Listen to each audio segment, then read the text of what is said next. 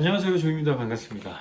오늘은 이 얘기를 해보려고 하는데 뭐냐면은 이제 도널드 트럼프 대통령이 재취임에 성공해가지고 이제 한 3일 전인가? 부터 일을 하기 시작했잖아요. 그러면서 여러 가지 행정명령을 발표를 했는데 그 중에서 굉장히 재미났던 게 행정명령은 아니지만 어나운스먼트지만 스타게이트라는 AI 엄청난 거대 규모의 프로젝트에 대한 발표를 했어요. 그래서 샘 울트먼, 챗GPT의 CEO인 오픈 AI의 CEO인 샘 울트먼, 그리고 그 일본의 소프트뱅크, 우리한테 손정의로 잘 알려진 마사요시 손, 그리고 또 레리 앨리슨이라고 오라클이라는 전 세계 최대의 이제 DB 관련 회사죠. DB 관리하는 회사의 CEO인 레리 앨리슨까지 나와가지고 이 세 명이 나와서 그 스타게이트라는 프로젝트에 대해서 설명을 했어요. 그러면서 레리 앨리슨 같은 경우는 의학 쪽에 이제 암세포를 치료할 수 있다, 암을 없앨 수 있다, 뭐 이러면서 굉장한 이제 비전을 제시를 했었죠. 그러면서 이게 저는 그 취임에서 어떤 행정명령보다 이제 저 미국 살고 있으니까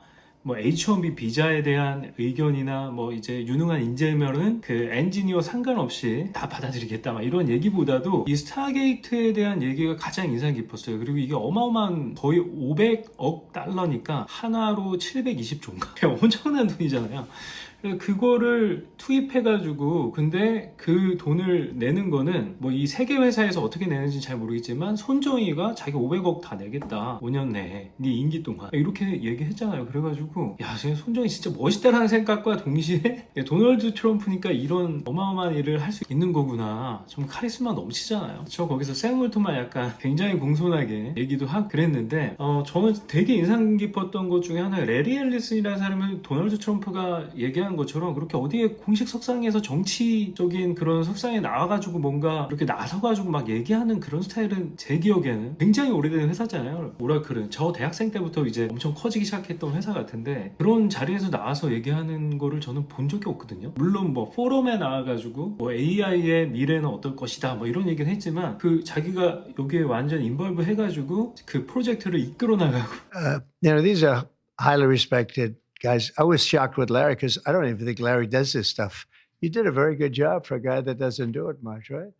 But he's so respected, and the group, and it's really an honor. But for Larry to be here and do this is very unusual because he doesn't do this stuff. He doesn't need it. He does, and you don't need it, do you? Huh? You don't need it. But I just I think it's an honor to the country. It's a great honor that this group, these are the top. 이런 건 굉장히 의외의 모습이었단 말이에요. 여러분은 아마 오라클이라는 회사가 얼마나 대단한 회사인지 잘 모르실 거예요. 이거는 약간 소비재 회사는 아니기 때문에 이게 DB의 끝판왕이라고 보시면 돼요. 데이터베이스 끝판왕. 그러니까 AI 시대에 있어서 굉장히 중추적인 역할을 하는 회사이기도 해요. 그 회사 말고 이제 오픈 AI는 사실 지분을 마이크로소프트가 49%가 갖고 있잖아요. 그렇죠? 51%인가 49%인가 49%일 거예요. 그래서 마이크로소프트의 파트너이기도 하잖아요. 기술 파트너. 그렇기 때문에 또 어떤 인터뷰를 보니까 마이크로소프트의 CEO가 나와서 인터뷰한 걸 봤거든요. 근데 자기네는 이제 80억 달러를 일단 냈다라고 하고 그 돈을 가지고 있고, 근데 일론 머스크가 되게 웃긴 게 정말 조금 재밌었어요. 저는 샘 울트만이랑 일론 머스크는 원래 사이가 안 좋잖아요. 그렇죠? 한번 크게 틀어졌으니까. 그러면서 이제 저거 다 퍼질 거다, 쟤네 돈 없다 이렇게 일론 머스크가 X에다가 썼잖아요. 그런 모습들이 제 미국에 살면서 굉장히 재밌다라고 느끼는 포인트 중에 하나예요. 뭐 대통령이 얘기하고 막 그런 거물들이 얘기하는데 마치 동네 친구들끼리 디스하듯이 한다는 것 자체도 너무 재밌기도 하고, 아무튼 이 스타게이트라는 프로젝트가 어떻게 진행될 건지 궁금해요. 굉장히. 일론 머스크는 불가능하다, 쟤네 돈 없다, 이렇게 얘기하고 있는 입장이고, 이제 거기에 대해서 이제 마이크로소프트와 지금 오픈 AI도 균열이 생긴 거 아니냐 이렇게 얘기하는 사람들도 있더라고요. 또 하나로는 레리 앨리슨은 이제 AI의 미래에 대해서 이런 암울한 전망을 내놓기도 했거든요. 이제 모든 게 다 카메라가 CCTV가 다 붙어가지고 이 수많은 CCTV들을 AI가 다 판독하고 분별하고 그래서 범죄율도 낮추고 뭐 이런 초감시의 사회가 될 거다 막 이렇게 제시하기도 했거든요. 그랬는데 자기가 이런 거대 프로젝트에 뛰어들어가지고 중추적인 역할을 하겠다고 하는 것도 재밌고요. 여러분도 이게 뭐 주식 투자하시는 분들한테도 이 영상이 좀 도움이 될 거예요. 그래서 지금 AI는 아직은 그냥 생성형 AI잖아요. 생성형 AI. 그래서 얘가 뭐 우리의 일을 아직 대신해주는 역할, 그거를 이제 AGI라고 하더라고요. Artificial General Intelligence. 우리 인간만큼 얘가 이제 뭔가 처리할 수 있는 일도 대신해주고 컴퓨터로 할 수 있는 것들을 다 대신해주고, 제가 얼마 전에 이제 태스크몽키라는 AI 서비스 올린 게 있잖아요. 그게 일종의 이제 AI가 채팅을 통해서 컴퓨터를 통해서 클릭 한 번으로 아마존의 이제 프라이스 매치를 요구해가지고 부분 환불 또는 프로모션 이제 디스카운트를 받아내는 그런 내고를 하는 거잖아요. 그런 일들을 이제 다 해주는 거죠. 뭐 최저가로 내가 이렇게 뭔가 지정해준 말로 이렇게 얘기하면은 아마존과 뭐 베스트바이랑 월마트에 비교해가지고 최저가 또 아니면 알리익스프레스 포함해서 거기서 최저가 가장 신뢰할 수 있는 셀러한테 이 주문을 해줘, 이 제품을 이렇게 시킬 수도 있는 거예요. 그리고 내가 이제 오늘 아침에 이제 내일 발표할 그 프레젠테이션 자료를 네가 잘 만들어줘 하면 얘가 알아서 만들어주고 저한테 컨펌 받고, 이런 게 이제 AGI라고 하더라고요. 지금 단계는 이제 생성형 AI가 나오고 있는 이 채팅으로 뭔가 이렇게 특정 업무를 할 수 있는 그 음성 인식이나 이미지 분류 같은 걸 할 수 있는 그 현재 시대의 AI 수준이 ANI라고 합니다. Artificial Narrow Intelligence예요. 굉장히 좁은 범위 내의 인텔리전스라는, 그 다음 단계가 AGI예요. Artificial General Intelligence. 일반적인 우리 인간들이 할 수 있는 일들을 대체할 수 있는 그게 AGI. 그리고 Artificial Super Intelligence라고 하는 ASI라는 단계가 이제 가고 있는 거죠. 가야 되는 거. Super Intelligence, Artificial Super Intelligence. 그러니까 우리 인간을 초월한 그런 모든 일들, 엄청난 일들을 인간이 해결하지 못한 문제도 해결하고, 지금 레리 앨리슨이 설명한 것 같은 암세포를 죽여버리는 신약 개발이나 뭐 이런 것들을 ASI 단계에서는 할 수 있는 거죠. 그리고 요 세 가지 단계가 있다는 거를 알아두시면 좋고, 제가 얼마 전에 본 것 중에 이제 그 CES 2025 있잖아요. CES. AI에 관해서 요즘 그 영상을 제가 보다 보니까 이게 추천 영상으로 많이 떠가지고 보게 되는데, 지금 단계는 아직은 ANI 단계에서 이제 우리의 비서 역할까지 해줄 수 있는 AGI 단계로 가고 있다. General Intelligence까지 가고 있다 라고 보시면 되고, 그 다음 단계가 ASI라고 Super Intelligence 단계가 있다 정도만 아셔도 여러분 많은 도움이 될 겁니다. 그래서 앞으로는 우리가 컴퓨터로 할 수 있는 일들은 우리가 직접 안 해도 그냥 시켜놓으면 얘가 알아서 엄청난 속도로 그리고 엄청난 퀄리티로 할 수 있는 시기가 오고 있다. 머지않아. 어떤 인터뷰를 보니까 또 이런 얘기를 하더라고요. 그 알렉산더 왕인가? 이 친구가 최연소 빌리어네어거든요, 미국에서. 얘가 하는 비즈니스는 스케일 AI인가? 라고 해서 이제 학습을 해야 되잖아요. AI가 학습을 해야지만 계속해서 똑똑해지잖아요. 그 데이터를 판매하는 이제 레이블링, 라벨링 해가지고 그거를 아주 학습하기 좋은 데이터로 만들어서 그런 비즈니스로 최연소 빌리어너가 된 젊은 친구가 있어요. 그 친구 인터뷰도 한번 다 넣을 테니까, 이 인터뷰는 그냥 편집 안 하고 그냥 통으로 넣을게요. 네, 이거 다들 진짜 볼만한 가치가 있거든요. 제가 총 4개의 영상을 넣을 건데 요거 한번 꼭 보시면은, 지금 이제 미국에서 가장 빠르잖아요. 지금 미국과 중국의 이제 AI 경쟁이자 AI 레이스 경쟁에 누가 이길 거냐, 이제 기자들은 이런 질문을 하더라고요. 엔비디아도 미국에 있고 미국인 회사고, 그래서 이런 고성능 칩들이 중국에 없기 때문에 당연히 미국이 이기는 거 아니야, 그리고 미국이 계속해서 앞서와 있지 않냐 라고 얘기를 하는데, 그 앞서 온 건 맞다. 근데 작년부터 해서 중국이 뭐 딥싱크인가? 근데 그 회사 랩에서 발표한 거 보면은 지금 미국 AI 다 따라잡아, 뭐 이런 얘기도 많이 나오고 있습니다. 그래서 미국이 이렇게 어마어마한 트릴리언에 가까운 달러를 쏟아붓겠다라고 하는 데는 다 이유가 있는 것 같아요. 그래서 AI 변화가 이런 스타게이트와 같은 프로젝트로 인해서 얼마나 가속화될지, 저는 이게 진짜 개인적으로 너무 궁금하고 기대되고, 그래서 지금 이미 이제 챗 GPT로 많이 대중화되긴 했잖아요, 생성형 AI가. 근데 이제 이보다 훨씬 앞서 나가는 AGI 그리고 ASI, 거기까지 오면 이 세상이 어떻게 돌아갈지 정말 기대가 되기도 하고 설레기도 하고 한편으로 걱정이 되기도 합니다. 그래요. 그러면 시청해주셔서 감사드리고 전 다음 영상에서 뵐게요. 감사합니다. Well, thank you very much, and it's an honor to be here today. We have first full day as president. We're back, and we had a great first term, but we're going to have an even better second term, and I think we're going to do things that people will be shocked at. We're starting off with tremendous investment coming into our country at levels that nobody's really ever seen before, and they're very happy with the fact that I won the race and that they feel confident in their investments, and it's big money and high quality people. So my first day back, back from having a nice life. It's my honor to welcome three of the world's leading technology CEOs. And in the case of Larry Ellison, well beyond technology, is sort of CEO of everything. He's an amazing man, an amazing business person, but to announce the largest AI infrastructure project by far in history, and it's all taking place right here in America. As you know, there's great competition for AI and other things, and they're coming in at the highest level. We're joined by Oracle Executive Chairman Larry Ellison, SoftBank CEO, my friend Masa Yoshi's son, and CEO of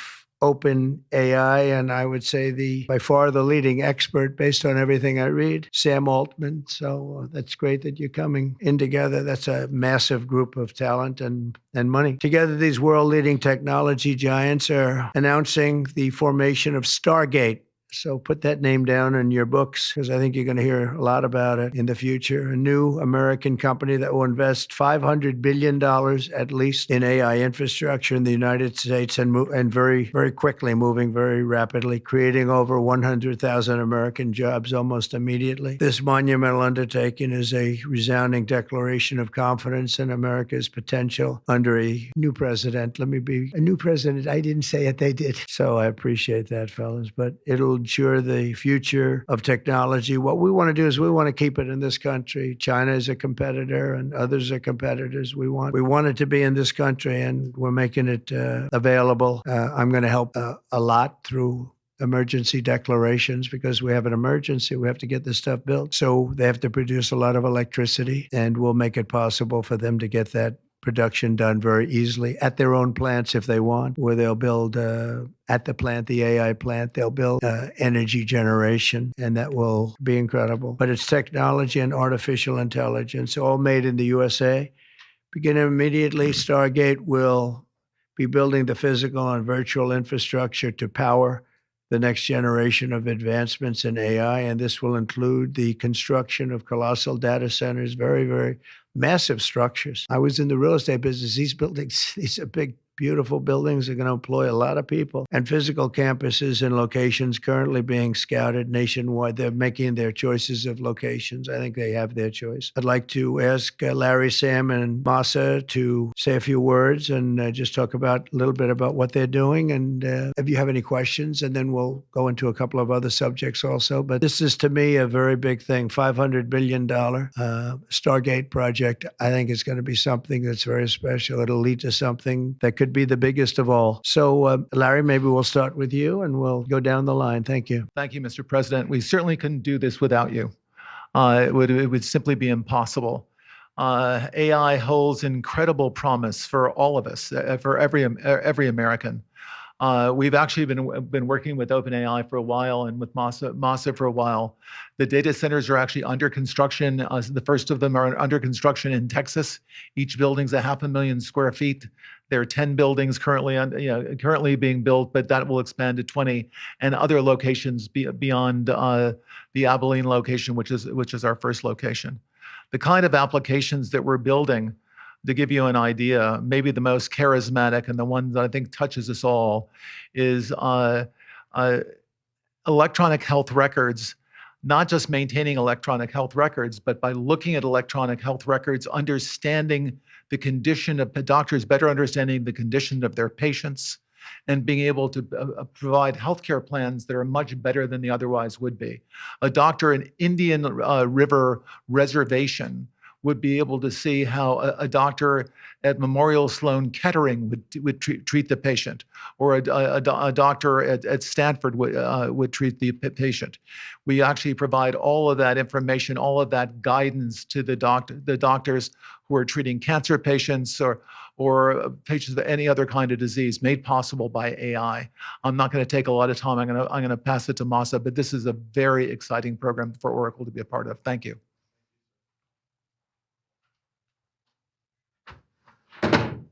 Thank you. I'm really helping.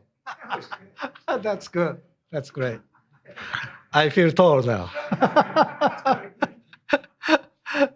Thank you. Well, Mr. President, last month I came to celebrate your winning and promised that we will invest $100 billion. And you told me, Oh, Masa, go for 200. Yeah. Now I came back with 500. Because this is the, as you said yesterday, this is the beginning of golden age of America. This is one great example, I think, right? We wouldn't have decided to do this. I think so. This is the beginning of golden age. We wouldn't have decided unless you won. And yesterday we agreed, we signed to make this happen because of this day. So we would make this happen. We would immediately start deploying $100 billion with a goal of making $500 billion within next 4 years, within your term, right? Because of your success. So we are very, very excited to do this. And our partner is, of course, SoftBank, OpenAI, Oracle, and additionally investing partner with MGX. On top of that, we have the technology partner, NVIDIA. And of course, Microsoft has been very, very supportive to Sam and continue to support all our success. This is not just for business. As Larry said, this will help people's life. This will help solving many, many issues, difficult things that otherwise we could not have solved with the power of AI. I think AGI is coming very, very soon. And then after that, that's not the goal. After that, artificial super intelligence will come to solve the issues that mankind would never, ever have thought that we could solve. Well, this is the beginning of our golden age. Thank you very much.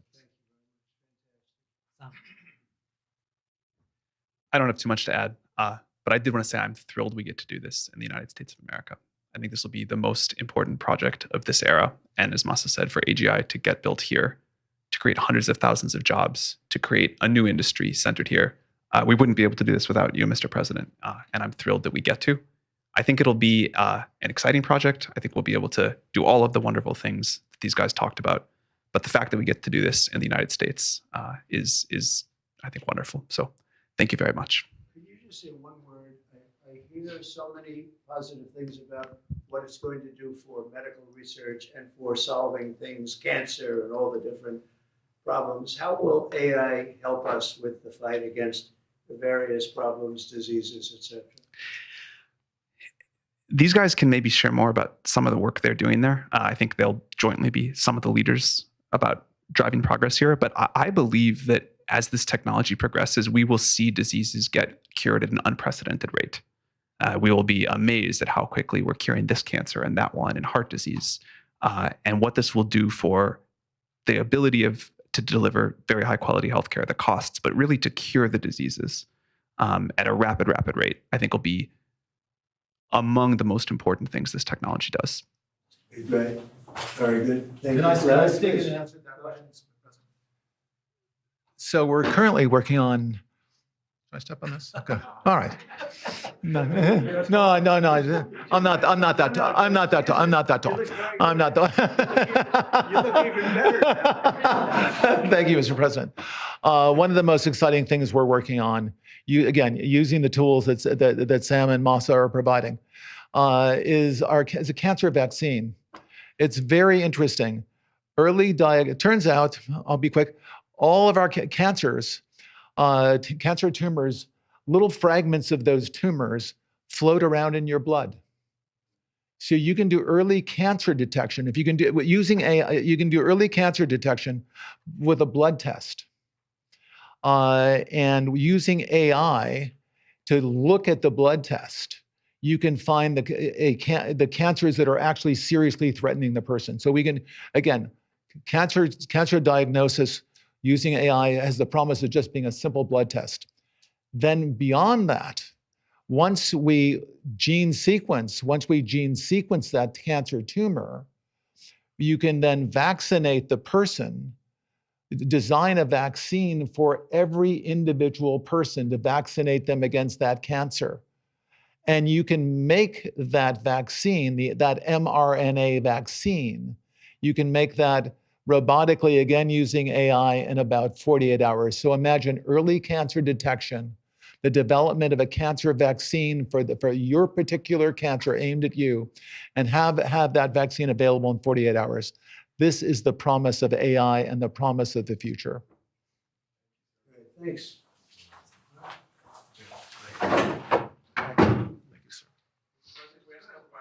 Yeah, just 1 second. We'll finish up. But people that they're going to do it, and they're going to do it here, and we're going to make it as easy as it can be.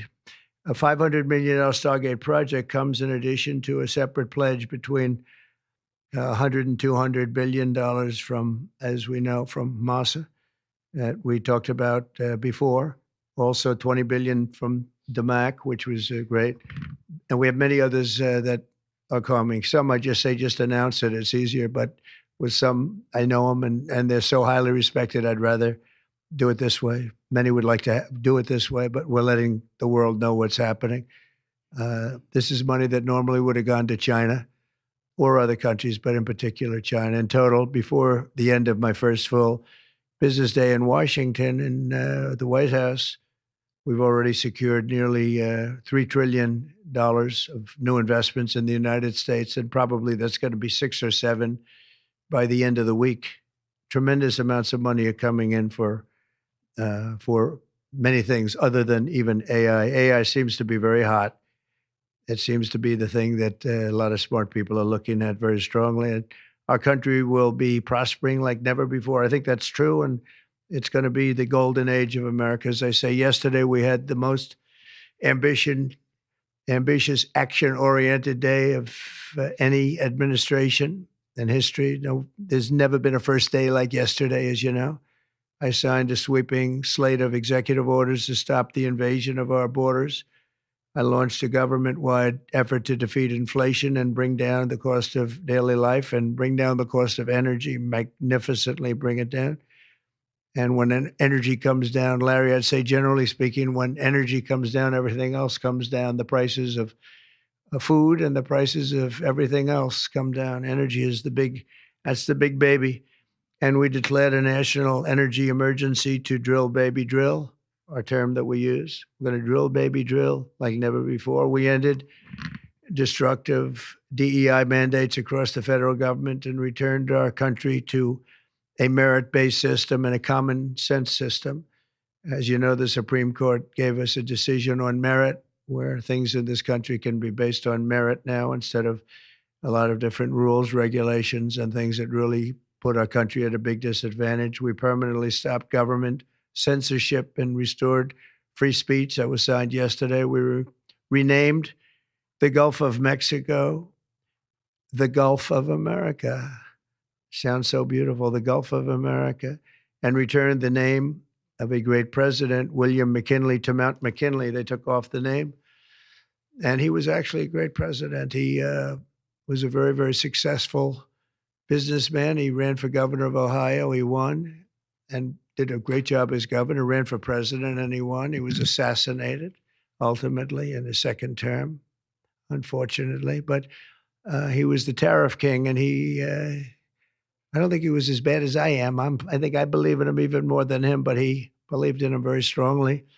And he raised massive amounts of money. Our country was at its richest from 1870 to 1913. We had the most. That was when we were the richest, relatively speaking. We were the richest during that period of time. That was tariffs from other countries. And our administration's moving with unprecedented urgency and speed to confront every single crisis facing us, and we'll get the job done. And again, I want to thank Sam and Massa and Larry for being here. It's an honor to have them. And we'll take a few questions if you want. Hey, Sean Hannity here. Hey, click here to subscribe to Fox News YouTube page and catch our hottest interviews and most compelling analysis. You will not get it anywhere else. President Trump announcing a new joint venture yesterday called Stargate to build and grow AI infrastructure in the U.S. OpenAI, SoftBank, and Oracle plan to commit $100 billion to start, potentially up to $500 billion over 4 years. Microsoft listed as one of the partners to the new venture. Joining us now for an exclusive interview is Satya Nadella, Chairman and CEO of Microsoft. Good morning to you. Thank you so much. And it's so good to talk to you in the midst of all of this, because we're all trying to understand it and what it means, whether it's possible to get to $500 billion, and what it means specifically, I think, for your partnership with OpenAI, given that they had been using Azure exclusively and now obviously are going to be on other platforms as well. Yeah, first of all, anytime a company that you've sponsored and were essentially a seed investor in raises money from others, it's a good day. A good day for OpenAI and a good day for Microsoft and our investors. Look, our partnership continues. We'll be a tech partner to Stargate, but more importantly, our partnership with OpenAI, you talked about exclusivity. OpenAI APIs are exclusive to Azure going forward even. So nothing changes there. IP access to Microsoft continues. And in fact, because of this, there will be more IP. And so therefore we'll benefit. And we have rev share arrangements that are great. And also OpenAI committed in a very significant way to Azure consumption. And so we're very thrilled about that as well. So all up, as far as I'm concerned, this accelerates OpenAI's model work, which accelerates Microsoft's ability to go to market with those models and really grow our business. Let me ask you this. We had one of your competitors on early this morning, Mark Benioff, who has been very critical of this partnership. And one of the things that he said this is a demonstration of a fissure between the two companies, that you are going to go off longer term and build your own frontier models. And that there's a disconnect or of some sort between Sam Altman and Mustafa, who you hired to run your AI program. Can you speak to that? I mean, look, I think the partnership with OpenAI to us is a critical partnership. We love it. It's working. It's created a lot of value for us. And we plan to just continue forward with it. It's true that on Azure today, there are other models. There are open source models. We have our own small language models, and we'll continue to have all of that. Because customers at the end of the day are going to demand choice there, and that's fine, and we'll make sure we support it. But having a leading model on Azure exclusively is a great advantage to us, and it's good. Let me ask you this. So I talked to Sam Altman at DealBook just about a month and a half ago now, and he says, I don't think we're disentangling, to your point. He says, look, I will not pretend there are no misalignments or challenges. Obviously, there are some. On the whole, he said that he thinks it's tremendously positive. What are the things where there's not alignment? One of the things I noticed in one of your filings recently is you actually put OpenAI as a competitor on your list, which I thought must speak about your ambitions long term. Yeah, I mean, more importantly, I think for us, one of the things that, in fact, Stargate is the answer. You know, Sam wants to continue with the scaling laws to build out more compute in order for him to train more models. And we have a ROFR, so he comes to us first. If we meet those needs, then we clear it. If not, he can go to these other providers. And so therefore, I think it works out well for Sam and for us. So this was an adjustment, quite frankly, that we made in order to support both his needs, while at the same time keeping the integrity of what we wanted as the strategic value. You're investing $80 billion already. How much money do you ultimately put into this? So this is where, Microsoft is investing $80 billion in capital each year, and this year we're investing. And I'm not particularly in the details of what they're investing. Okay, and so, but when you look at that $100 billion commitment, $500 billion potential, I don't know if you saw Elon Musk took to Twitter and said they don't have the money. The money doesn't exist, as if this is not really going to happen. What do you think of that? Look, all I know is I'm good for my $80 billion. I am going to spend $80 billion building out Azure. Customers can count on Microsoft with OpenAI models being there everywhere in the world, serving OpenAI models and other models. That's, I think, what I know. One of the other discussions here in Davos, and even before Davos, has been this question of whether there's a wall, whether the scaling laws will continue apace. And Sam Altman has been out there saying that they will continue apace. Sundar Pichai has been suggesting that actually it gets a little bit more complicated sooner than we may imagine. Where do you land on that? I mean, I think both are true, actually, because the reality is I don't think there's a wall. Things do get harder with scale. And interestingly enough, pre-training scale with, as the scale goes up, gets harder. But then What Sam and team have shown, even with O1 and now O3, is this inference time compute and the ability to really have inference scaling compound in some sense the effects of scaling laws. So what used to be a 6-month doubling, maybe a 3-month doubling. So I would say scaling laws are very much alive. And the question now is, in fact, if anything, how do you take advantage of all this capability building to deploy real AI systems? Where are you on your own frontier models? Obviously, you did hire Mustafa. You have your own efforts that are underway. What does that look like? When will we see that? And what do you think that ultimately does to, I mean, you've done remarkably with OpenAI, and that may turn out to be a spectacular investment unto itself, but how you think this whole landscape shifts at some point? I mean, I think just to be very, very clear, we have access to OpenAI IP, so we're not going to do things twice. So we are very, very happy with the access we have to OpenAI. It's just that we do have other models that we have built. We built the public model that we talk about is Phi, which is an SLM, or small language model, Phi-4. It's best in class for its parameter size. And we have other models too. But to me, the more important thing for me is to build value on top of OpenAI. So we have a fantastic post-training stack. We have done even a bunch of mid-training in different languages. So that's where our focus is. When you think about the scaling laws, how much of all of this is simply about processing power? If you can buy enough NVIDIA chips today that you too can create a spectacular large language model. I look at what Elon Musk has done in the last 12 months, which is just remarkable. Built out, a whole stack. He got a lot of NVIDIA chips, and he's done it. How much of it is about the processing power versus the algorithm? I mean, look, it's all of it, but compute is intelligence. But on top of compute, you need the algorithmic breakthroughs too. I mean, so to some degree, if you look at even why the scaling laws are working, is because we are getting good at being both using algorithmic changes as well as data and data usage and compute efficiency. And that's where the capability is. It's, when we say scaling laws, it's just not compute. In fact, it is faster than compute growth. So if the compute is done 10x, the capability is 100x. Why is that? It's software. First time on the show, Scale AI founder and CEO Alexander Wang. His company provides accurately labeled data to help companies train their AI tools. And back in 2022, he became the youngest self-made billionaire in the world. Pretty amazing. Thanks for having me on. I want to go straight to what we were just talking about off camera, which is the idea of where the U.S. is on AI versus China, because you have some very surprising statistics that I think will probably, frankly, freak out some of the viewers. So, yeah, first of all, the AI race and the AI war between U.S. and China, I think, is one of the most important issues of today. We took out a full-page ad on the Washington Post on Tuesday saying that, America must win the AI war. And so this sort of relative race in AI between the U.S. and China is critical.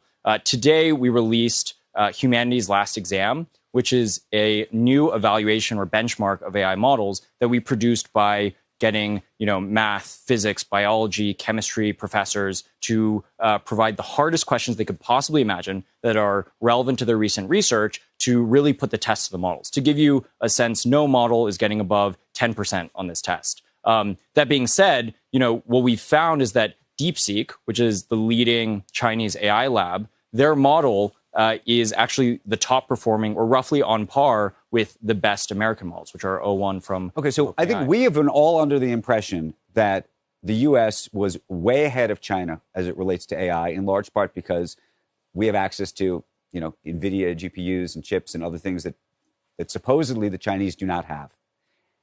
I keep hearing from people all week, from people, Chinese AI executives, that they say, we're so close. And by the way, we're doing it with one hand tied behind our back. Our algos are better. We're actually going to figure out how to do this, do it better than the U.S. and in even a more energy efficient way because we don't need these super powerful chips.